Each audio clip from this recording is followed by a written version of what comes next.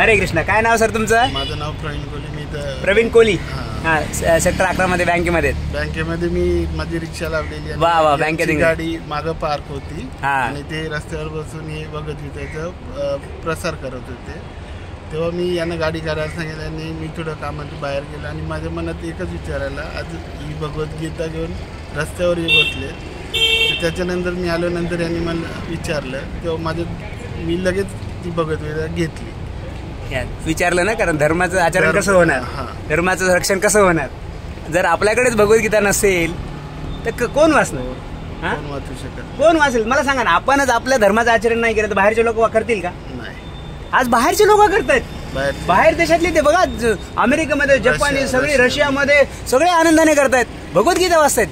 हा, कोणी ख्रिश्चन आहेत, कोणी ज्यूज आहेत, पण भगवंताचं नामस्मरण करतात, भगवद्गीता वाचतायत. आणि आज आपल्याला आपल्या धर्माची भगवद्गीता वाचायला काय वाटते? लाज वाटते. ओ, भगवद्गीता सोबत पाहिजे नेहमी. बऱ्याच लोक म्हणतात, अरे हा मोठा धर्मग्रंथ आहे, याचा अपमान होईल. अहो, पहिली गोष्ट हे ज्ञान आहे. जसं उदाहरण दिलं तसं सूर्य आहे. सूर्य उगवतो, उगवल्यानंतर सगळीकडे पडतो, घाणीवर सुद्धा पडतो. मग घाण काय होते सूर्य पडल्यानंतर? चांगली होते की नाही, साफ होते की नाही घाण? बरोबर आहे की नाही? तर घाण सूर्याला दूषित करते का? नाही ना. असं आहे की भगवद्गीता एवढी दिव्य आहे की भगवद्गीता हातात जरी धरली तरी शुद्ध होतो माणूस. काय? फक्त हातात धरली तरी शुद्ध होतो. दर्शन जरी घेतलं तरी शुद्ध होतो. बरोबर आहे, कारण ही प्रत्यक्ष भगवंताची वाणी आहे. जसं उदाहरण दिलं, तर तुमच्या खिशात पैसे आहेत, बरोबर आहे, पैसे आहेत ना, पैसे आहेत तर पैसे आधी साधंच कागद असतो, पण सिक्का मारल्यावर काय होतं? पैसे बनतात. तसं ही भगवद्गीता भगवंताची वाणी आहे. बरोबर आहे. आणि ही वाणी वाचली, प्रत्येकाने दररोज वाचलीच पाहिजे वाणी, कंपल्सरी. कोणी छोटा असो, मोठा असो, स्त्री असो, पुरुष असो, लहान असो, प्रत्येकाने कंपल्सरी भगवद्गीता कंपल्सरी वाचली पाहिजे. जेवण घेतो की नाही आपण, शरीराला जेवण खातो, आणि मन आणि बुद्धीला काय खाणार, खाऊ घालणार? चांगला विचार. कुठून येणार? भगवद्गीता.